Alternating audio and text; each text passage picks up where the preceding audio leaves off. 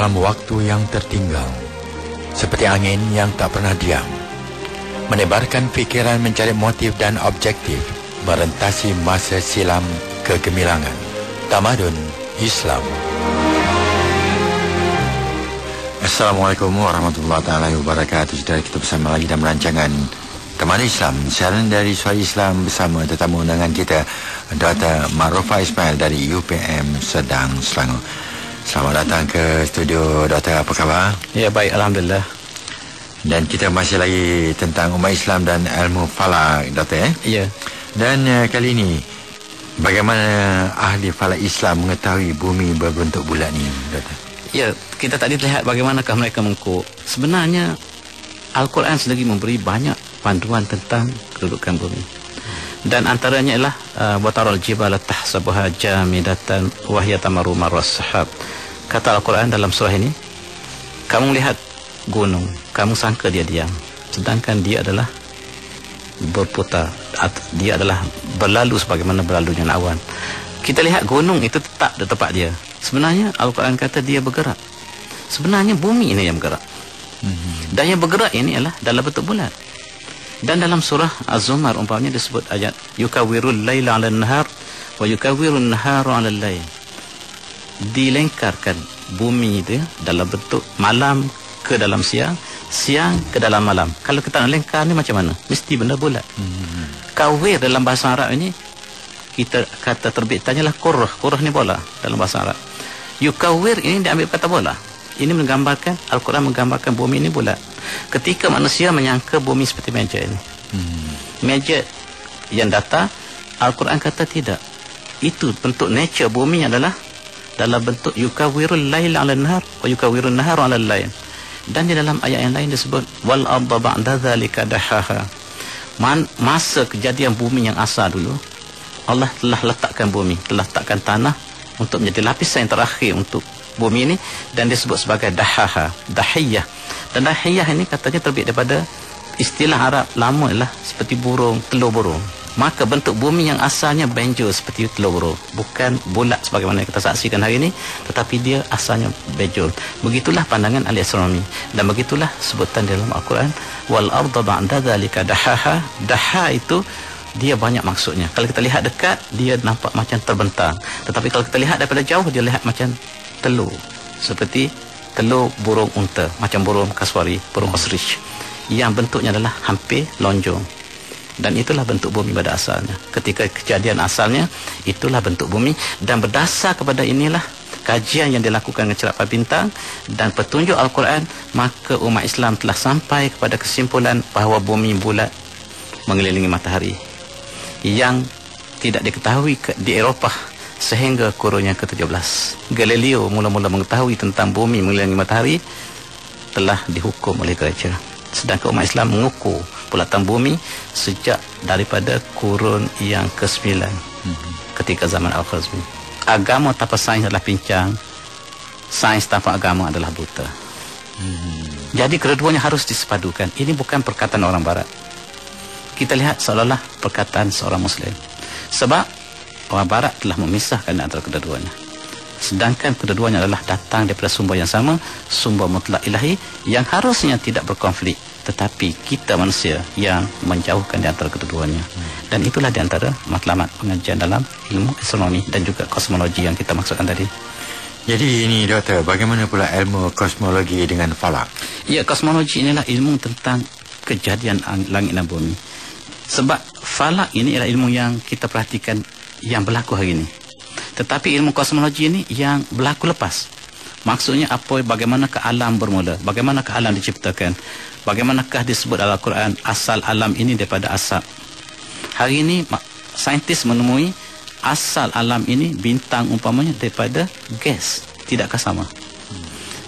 Kemudian kita dapati bahawa Al-Quran mengata yauma natwis samaa ka tayyis sijillil kutub kama bada'na awal khalqin nu'iduh.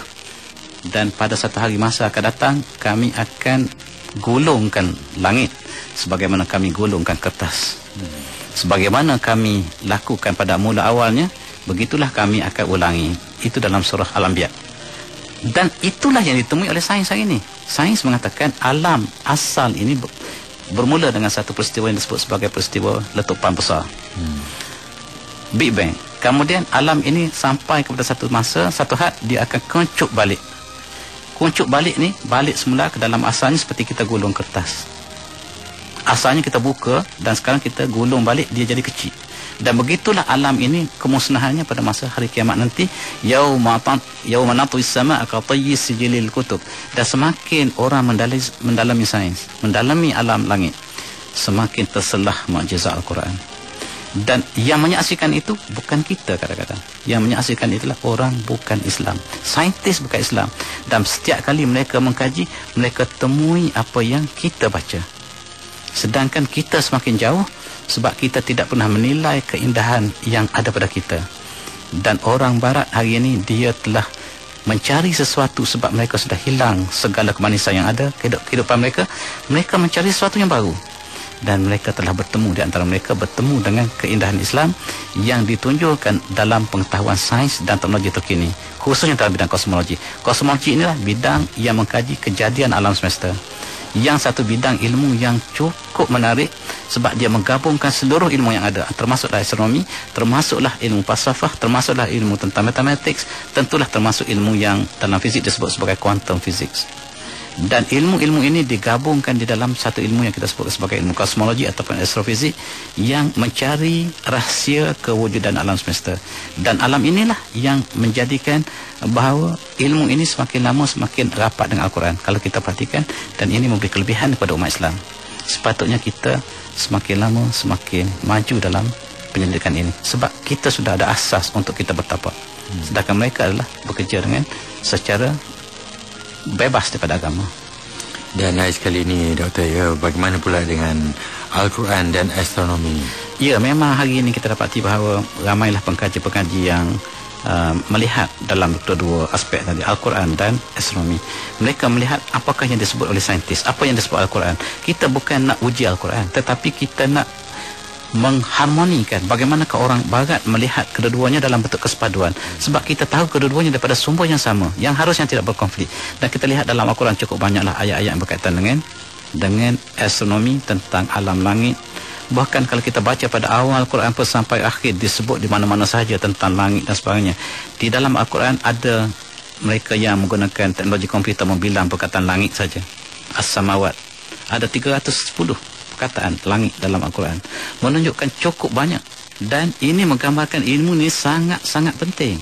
Dan setiap rahsia yang disebut dalam Al-Quran tentang langit ini, ada rahsia yang belum terbongkar sama sekali. Langit yang ketujuh, di mana langit yang ketujuh? Kita tak tahu di mana langit yang ketujuh. Apakah hakikat langit yang ketujuh ini? Dan tidak ada satu jawapan pun yang kita dapat mengetahui apa di manakah langit yang ketujuh. Bumi yang ketujuh, bumi umpamanya 7 lapis bumi, 7 lapis langit. Di manakah hakikatnya? Sedangkan seperti yang kita sebutkan, walaqad zayyana as-samaa'a dunya bimasabiha wa ja'alnaha rujuman lisyayatin. Kami hiaskan langit dunia. Langit dunia yang kita dapat cerap dengan galaksi yang kita lihat begitu jauh, hanyalah langit dunia. Di mana langit pertama? Jadi benda ni adalah benda-benda yang misteri, tetapi kedua-duanya harus digemblengkan supaya kita dapat lihat dalam dimensi kita, dimensi yang memadukan di antara sains dan agama. Dan berakhir dengan satu watak individu yang bersepadu.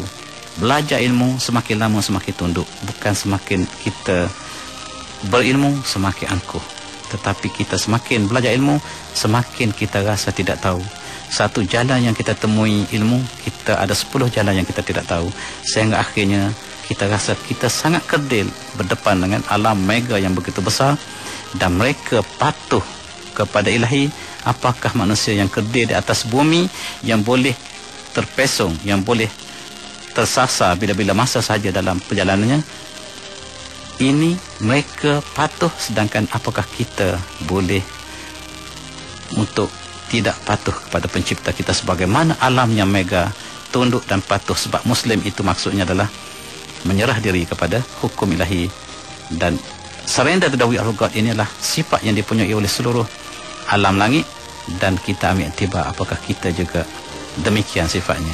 Sehingga semakin lama kita belajar sains dan teknologi, semakin dekat kita pada pencipta kita. Dan itulah matlamat yang kita mungkin boleh bincang dalam perbincangan yang seterusnya. Wallahu a'lam.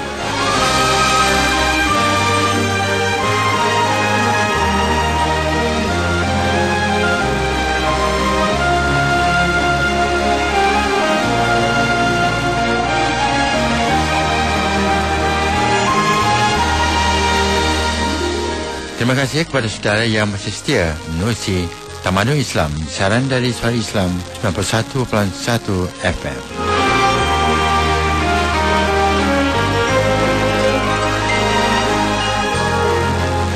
Seterusnya ini, Doktor, dalam pengiraan waktu yang berkaitan dengan falak, tentulah ilmu matematik terlibat dalam pengiraan tersebut.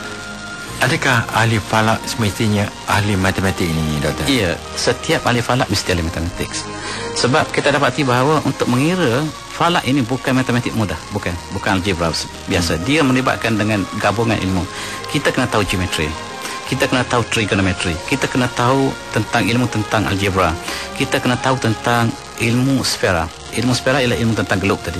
Sebab kita ada geometri satah yang tidak cukup untuk kita mengira tentang perjalanan bumi, sebab mereka adalah perjalanan ini dalam bentuk lengkungan. Dan oleh sebab itu bergabunglah di dalam matematik ini, dalam ilmu falak ini, segala cabang ilmu matematik. Dan oleh sebab itu setiap ulama kita ialah ahli matematik. Kita tak pernah highlightkan Imam Syafi'i itu ialah seorang ahli matematik. Kita tahu bahawa dia adalah seorang ahli mujtahid yang agung, bahkan imam mazhab yang besar.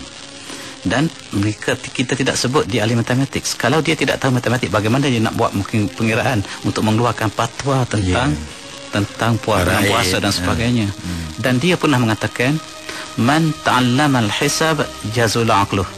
Siapa yang mempelajari matematik, akalnya jadi cemerlang. Maksudnya dia telah mengalami peristiwa itu.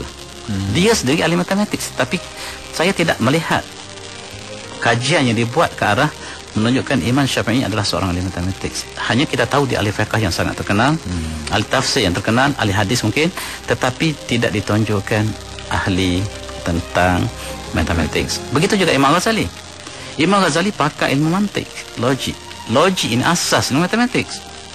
Dan kata Al-Ghazali, man lam ta'lam al-mantiq fala thiqata fi 'ilmi.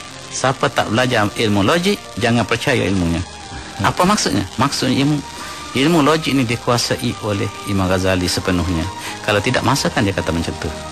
Menunjukkan bahawa setiap ulama mesti ahli matematik. Ini zaman silam, sebab kesepaduan ilmu itu dipunyai oleh ulama yang silam. Kita sekarang, kita terpisah dalam bidang kita masing-masing. Mungkin kita tahu fiqh dengan banyak ulama, tetapi kita tidak tahu bidang matematik. Yang tahu matematik pula tak tahu agama. So kita terpisah dalam dunia kita. Tetapi dulu ilmu ini bersepadu. Ini menunjukkan bahawa umat Islam ketika itu umat yang disebut sebagai ilmu yang integrated, ilmu yang bersepadu, yang tidak terpisah. Dan kita hari ini payah untuk mencari individu yang mempunyai lebih daripada 2 ilmu umpamanya, ataupun 3 ilmu. Hanya masing-masing kebanyakan ada 1 ilmu yang kita harus melakukan koleksi. Kita harus bergabung dengan orang lain untuk mencapai tujuan ini. Itulah di antara perbezaan dulu dan sekarang. Adakah terdapat ulama Melayu juga sebagai penyumbang ilmu falak seperti sumbangan Al-Biruni misalnya? Ya, cukup ramai. Kalau kita perhatikan, ahli falak Melayu ini belum diterokai sepenuhnya. Bahkan kita lihat ulama kita seperti yang penulis kitab Sabil Muhtadin, yang Syekh Muhammad Asy'ar Al-Banjari. Ini adalah seorang ahli falak yang terkenal. Dan dia membuat pengiraan tertentu, dan dia pakar tentang pengiraan arah kiblat. Dia pernah pergi ke Jakarta, ketika itu namanya Batawi, dan dia lihat masjid negeri yang dibina oleh Belanda tidak mengikut kiblat yang sebenarnya. Dia berbetulkan yang menjadi asas Masjid Istiqlal sekarang. Maksudnya masjid yang dibina oleh Belanda itu telah sengaja dibina oleh Belanda supaya tidak tepat kiblatnya. Dan diperbetulkan oleh Syekh Ahmad Al-Banjari dalam kurun ke-17. Dan ini menunjukkan bahawa ilmu falak ini telah berkembang di alam Melayu. Dan kita lihat nama besar yang lain, Syekh Ahmad Abdul Latif Al-Khatib. Abdul Latif Al-Khatib ini orang Minangkabau. Dia adalah imam Melayu yang pertama di Masjidil Haram, dan dia adalah khatib yang diautorise, yang diberi kuasa oleh Asy-Syarif Mekah ketika itu untuk menjadi imam di Masjid Al-Haram. Menunjukkan dia seorang yang alim dalam bidang agama, dan dia adalah seorang astronomi. Sepupunya adalah Syekh Tahir Jalaluddin yang duduk di Perak, yang kemudiannya balik ke Malaysia, yang telah membuat pengiraan kalender bagi negara kita sebelum merdeka. Ialah kebanyakan dilakukan oleh Syekh Tahir Jalaluddin, adalah sepupu kepada Syekh Khatib ini daripada Minangkabau.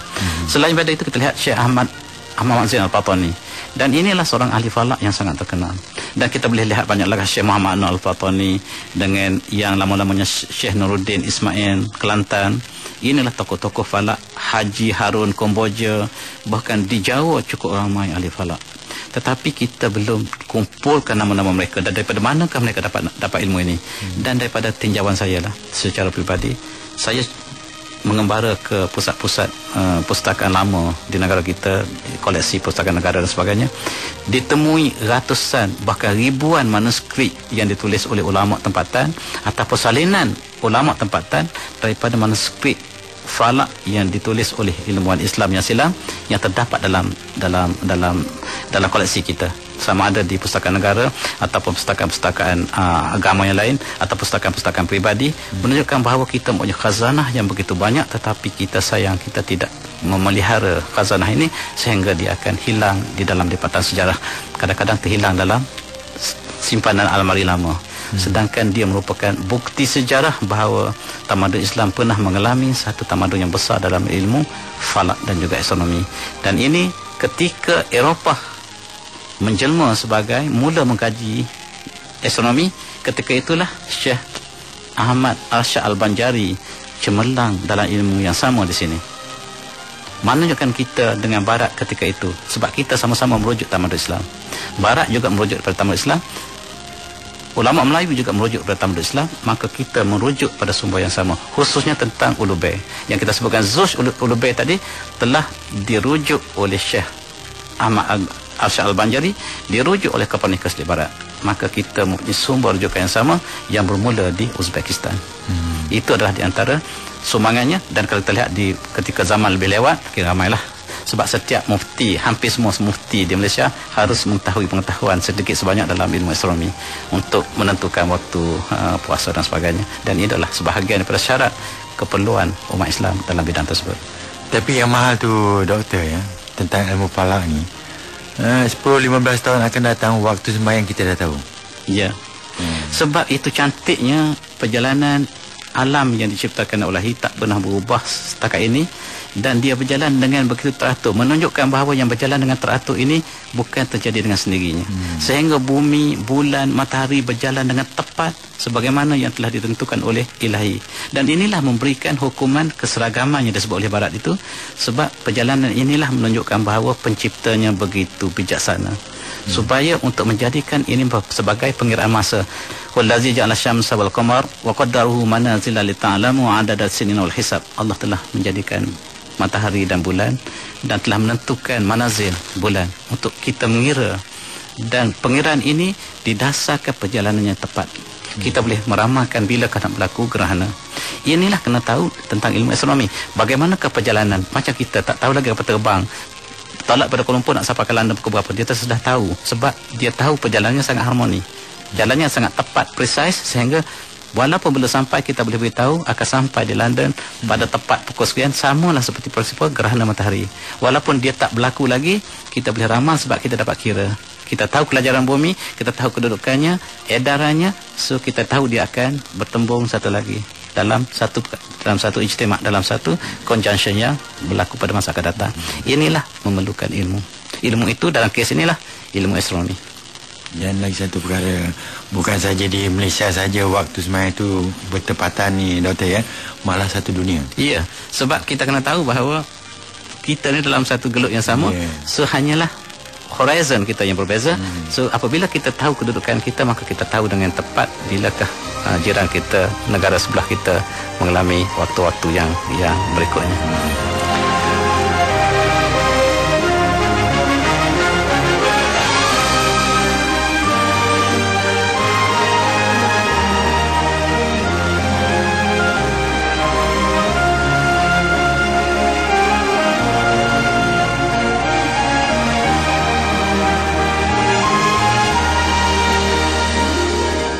Saudara, sekian yang sempat kita bersama mengurusi Tamadun Islam, saran dari Suara Islam Kuala Lumpur bersama Dr. Ma'rufah Ismail dari UPM Sedang, Selangor.